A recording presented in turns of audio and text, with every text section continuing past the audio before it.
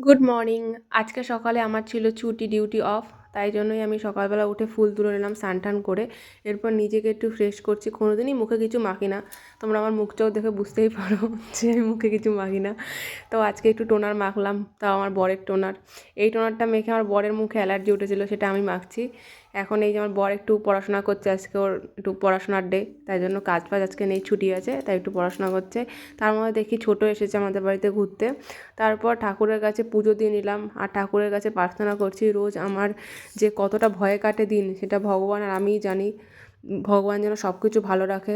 যাই হোক, তারপর আমার খুব আম খেতে ইচ্ছা করছিলো, বরকে বললাম একটু আম মাখা করে দাও। বর গাছ থেকে আম নিয়ে এসে আম মাখা করলো। আম মাখা এত ঝাঁঝ হয়েছে।